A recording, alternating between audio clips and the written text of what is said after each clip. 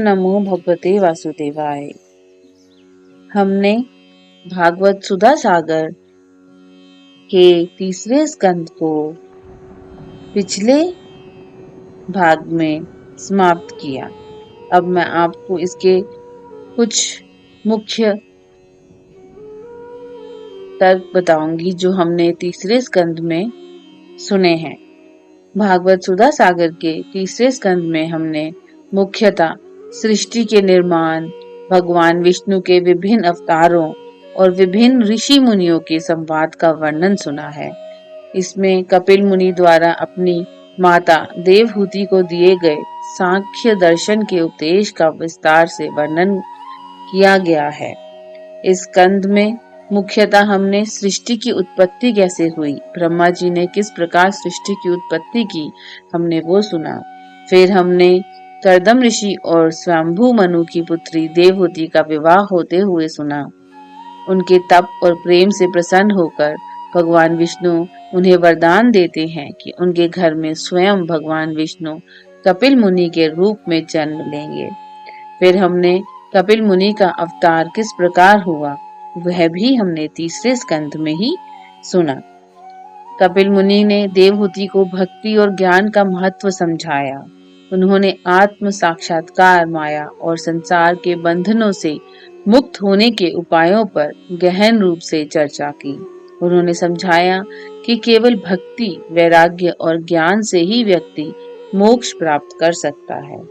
फिर हमने तीसरे स्कंद में ये भी पढ़ा, ये भी सुना है कि जीवन का लक्ष्य क्या है। इस स्कंद में ये बताया गया कि सांसारिक जीवन में असली सुख और शांति केवल भगवान की भक्ति में है। भौतिक सुख सुविधाओं से केवल अस्थायी संतोष मिलता है, जबकि ईश्वर की भक्ति से मोक्ष प्राप्ति होती है। तो चलिए अब हम आगे बढ़ते हैं और सुनते हैं श्रीमद् भागवत सुधा सागर के चौथे स्कंद का पहला अध्याय, जिसका नाम है स्वयंभू मनु की कन्याओं के वंश का वर्णन। श्री मैत्रेय जी कहते हैं, विदुर जी, स्वयंभू मनु के महारानी शतरूपा से प्रियव्रत और उत्तानपाद इन दो पुत्रों के सिवा 3 कन्याएं भी हुई थी।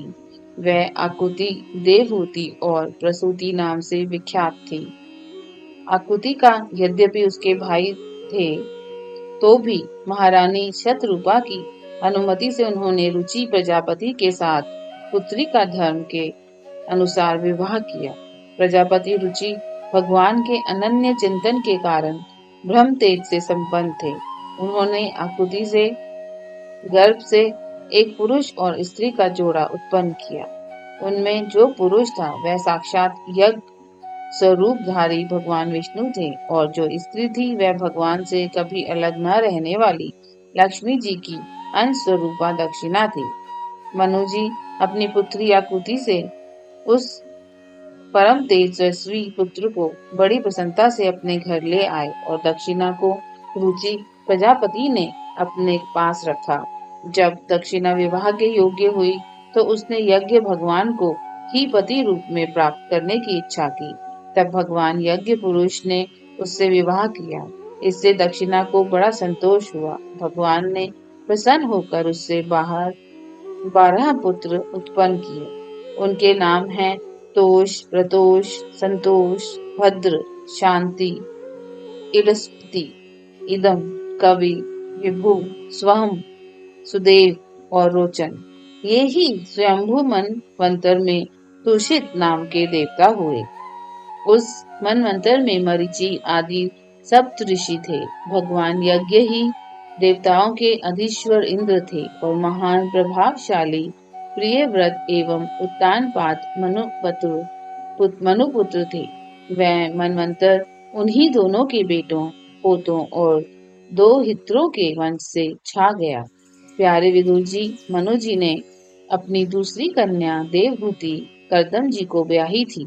उसके संबंध की प्राय सभी बातें तुम मुझसे सुन चुके हो। भगवान मनु ने अपनी तीसरी कन्या प्रसूति का विवाह ब्रह्मा जी के पुत्र दक्ष प्रजापति से किया था। उसकी विशाल वंश परंपरा तो सारी त्रिलोकी में फैली हुई है। मैं कर्दम जी की 9 कन्याओं का, जो 9 ब्रह्म ऋषियों से ब्याही गई थी, पहले ही वर्णन कर चुका हूँ। अब उनकी वंश परंपरा का वर्णन करता हूँ। सुनो। मरीचि ऋषि की पत्नी कर्दम जी की बेटी कला से कश्यप और पूर्णिमा नामक 2 पुत्र हुए, जिनके वंश से यह सारा जगत भरा हुआ है। शत्रुतापन विदुर जी, पूर्णिमा के विरज और विश्व नाम के 2 पुत्र तथा देवकुल्या नाम की एक कन्या हुई। यही दूसरे जन्म में श्री हरि के चरणों के दोवन से देव नदी गंगा के रूप में प्रकट हुई। अत्रि की पत्नी अनसुया से दत्तात्रेय, दुर्वासा और चंद्रमा नाम के 3 परम यशस्वी पुत्र हुए। ये क्रमशः भगवान विष्णु, शंकर और ब्रह्मा के अंश से उत्पन्न हुए थे। विदुर जी ने पूछा, गुरु जी, कृपया ये बताइए कि जगत की उत्पत्ति, स्थिति और अंत करने वाले इन सर्वश्रेष्ठ देवों ने अत्रि मुनि के यहाँ क्या करने की इच्छा से अवतार लिया था।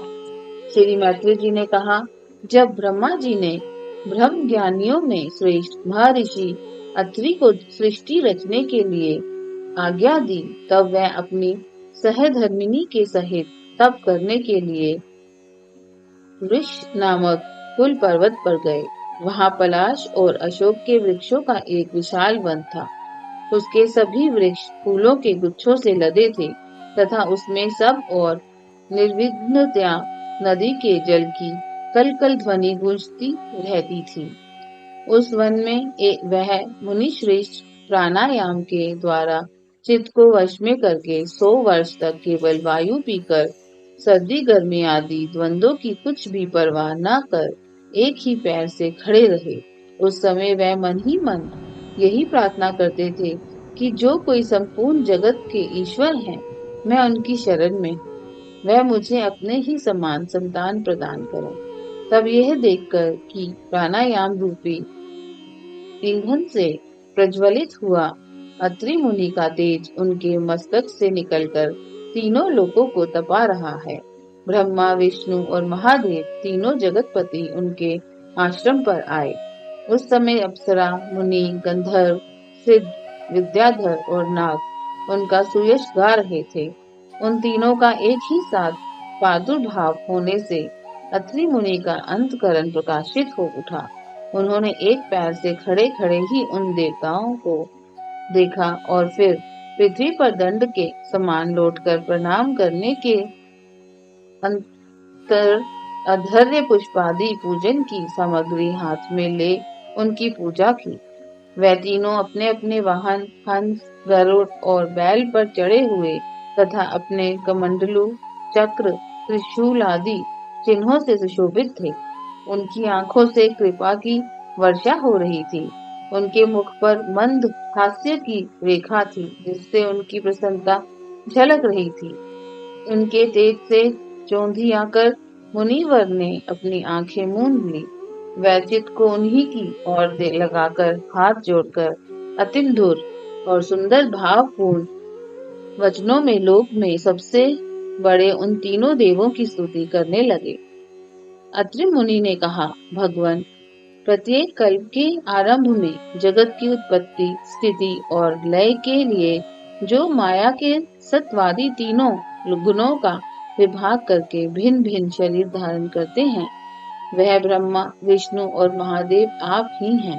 मैं आपको प्रणाम करता हूँ। कहिए, मैंने जिनको बुलाया था, आप में से वह कौन महानुभाव है? क्योंकि मैंने तो संतान प्राप्ति की इच्छा से केवल एक सुरेश्वर भगवान का ही चिंतन किया था। फिर आप तीनों ने यहाँ पधारने की कृपा कैसे की? आप लोगों तक तो देहधारियों के मन की भी गति नहीं है, इसलिए मुझे बड़ा आश्चर्य हो रहा है। आप लोग कृपा करके मुझे इसका रहस्य बताइए। श्री मैत्री जी कहते हैं, समर्थ विदुर जी, अत्रि मुनि के वचन सुनकर वह तीनों देव हंसे और उनसे सुमधुर वाणी में कहने लगे। देवताओं ने कहा, ब्राह्मण, तुम सत्य संकल्प हो, अतः तुमने जैसा संकल्प किया था वही होना चाहिए। उससे विपरीत कैसे हो सकता था? तुम जिस जगदीश्वर का ध्यान करते थे वह हम तीनों ही हैं।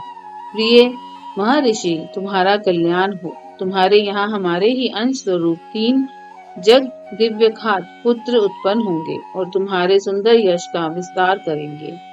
उन्हें इस प्रकार अभीष्ट वर देकर तथा पति पत्नी दोनों से भली भांति पूजित होकर उनके देखते ही देखते वह तीनों सुरेश्वर अपने अपने लोकों को चले गए।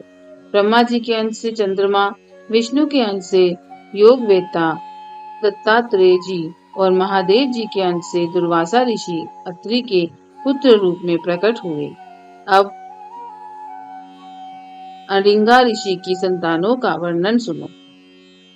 अडिंगा की पत्नी श्रद्धा ने सिनी वाली, कुहू, राका और अनुमति इन 4 कन्याओं को जन्म दिया। इनके सिवा उनके साक्षात भगवान उत्थई जी और ब्रह्मनिष्ठ बृहस्पति जी ये 2 पुत्र भी हुए जो स्वरोचित मनवंतर में विख्यात हुए। कुल सत्य जी के उनकी पत्नी हवीरभू से महर्षि अगस्त्य और महातपस्वी विश्व का ये 2 पुत्र हुए। इनमें अगस्त जी दूसरे जन्म में जठ रागिनी हुए। विश्वा मुनि के इडविडा के गर्भ से यक्षराज कुबेर का जन्म हुआ और उनकी दूसरी पत्नी केशिनी से रावण, कुंभकर्ण एवं विभीषण उत्पन्न हुए। महामते महर्षि पुलह की स्त्री परम साध्वी गति से कर्म श्रेष्ठ वरियान और सहिष्णु ये 3 पुत्र उत्पन्न हुए। इसी प्रकार कृतुक की पत्नी क्रिया ने ब्रह्म तेज से देदीप्यमान वालखिल्यादि 60,000 ऋषियों को जन्म दिया। शत्रुतापन विदुर जी, वशिष्ठ जी की पत्नी ऊर्जा से चित्रकेतु आदि 7 विशुद्विचित ब्रह्म ऋषियों का जन्म हुआ। उनके नाम चित्रकेतु, सुरोचि, विरजा, मित्र, उल्बन, वसुभृदान और धूमान थे। इनके सिवा उनकी दूसरी पत्नी से शक्ति आदि और भी कई पुत्र हुए। अथर्वा मुनि की पत्नी चित्ती ने दड्यन नामक एक तपोनिष्ठ पुत्र प्राप्त किया जिसका दूसरा नाम अश्वशिरा भी था। अब भृगि के वंश का वर्णन सुनो। महाभाग भृगु जी ने अपनी भार्या ख्याति से धाता और विधाता नामक पुत्र तथा श्री नाम की एक भगवत परायणा कन्या उत्पन्न की। मेरु ऋषि ने अपनी आयति और नियति नाम की कन्याएं क्रमशः धाता और विधाता को ब्याही। उनसे उनके मृकंड और प्राण नामक पुत्र हुए। उनमें से मृकंड के मार्कंडे और प्राण के मुनिवर वेद शिरा का जन्म हुआ। भृगु जी ने के एक कवि नामक पुत्र भी थे। उनके भगवान उष्णा हुए। विदुर जी, इन सब मुनीश्वरों ने भी संतान उत्पन्न करके सृष्टि का विस्तार किया। इस प्रकार मैंने तुम्हें ये कर्दम जी के दोहित्रों की संतान का वर्णन सुनाया।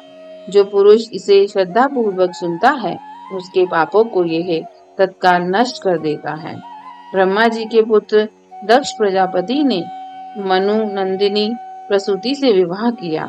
उससे उन्होंने सुंदर नेत्रों वाली 16 कन्याएं उत्पन्न की। भगवान दक्ष ने उनमें से 13 धर्मों को, एक अग्नि को, एक समस्त पितृगण को और एक संसार का संहार करने वाले तथा जन्म मृत्यु से छुड़ाने वाले भगवान शंकर को दी।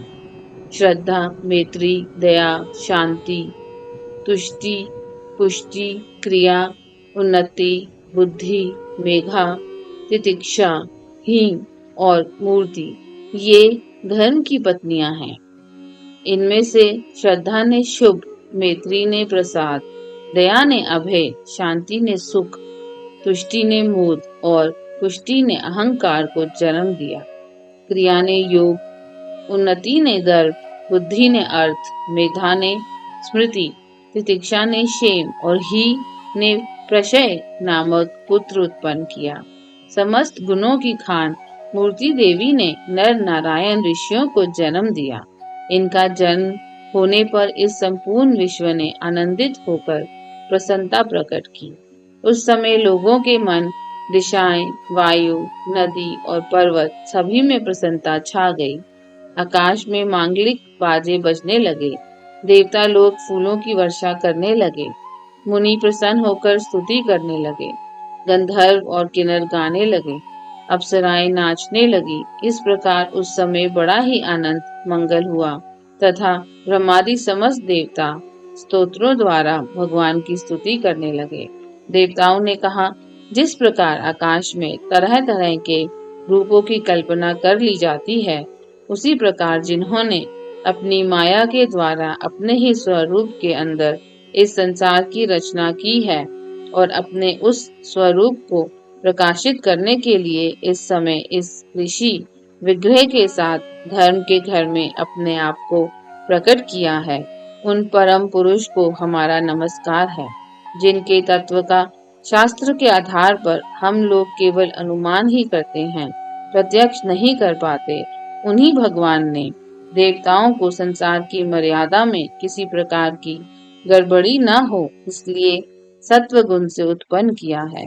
अब वह अपने करुणामय नेत्रों से जो समस्त शोभा और सौंदर्य के निवास स्थान निर्मल दिव्य कमल को भी नीचा दिखाने वाले हैं, हमारी ओर निहारे। प्यारे विदुर जी, प्रभु का साक्षात दर्शन पाकर देवताओं ने उनकी इस प्रकार स्तुति और पूजा की। तदंतर भगवान नर नारायण दोनों गंधमादन पर्वत पर चले गए। भगवान श्री हरि के अंशभूत व नर नारायण ही इस समय पृथ्वी का भार उतारने के लिए यदुकुल भूषण श्री कृष्ण और उन्हीं के सरीखे श्याम वर्ण कुरुकुल तिलक अर्जुन के रूप में अवतीर्ण हुए हैं। अग्निदेव की पत्नी स्वाहा ने अग्नि के ही अभिमानी पावक पवना, मान और शुचि ये 3 पुत्र उत्पन्न किए। ये तीनों ही हवन किए हुए पदार्थों का भक्षण करने वाले हैं। इन्हीं तीनों से 45 प्रकार के अग्नि और उत्पन्न हुए। ये ही अपने 3 पिता और एक पितामह को साथ लेकर 49 अग्नि कहलाए। वेदज्ञ ब्राह्मण वैदिक यज्ञ कर्म में जिन 49 अग्नियों के नामों से अग्नेय इष्टियां करते हैं, वह ये ही हैं: अग्निपात, ब्रह्मी, शत, सोमप और आजप ये पितर हैं। इनमें साग्निक भी है और निर्ग्निक भी। इन सब पितरों की पत्नी दक्ष कुमारी स्वधा है। इन पितरों से स्वधा के धारिणी और वयुना नाम की 2 कन्याएं हुई। वह दोनों ही ज्ञान विज्ञान में पारंगत और ब्रह्म ज्ञान का उपदेश करने वाली हुई। महादेव जी की पत्नी सती थी। वह सब प्रकार से अपने पति देव की सेवा में संलग्न रहने वाली थी, किंतु उनके अपने गुण और शील के अनुरूप कोई पुत्र नहीं हुआ, क्योंकि सती के पिता दक्ष ने बिना ही किसी अपराध के भगवान शिव जी के प्रतिकूल आचरण किया था। इसलिए सती ने युवावस्था में ही क्रोधवश योग के द्वारा स्वयं ही अपने शरीर का त्याग कर दिया था। ओम नमो भगवते वासुदेवाय।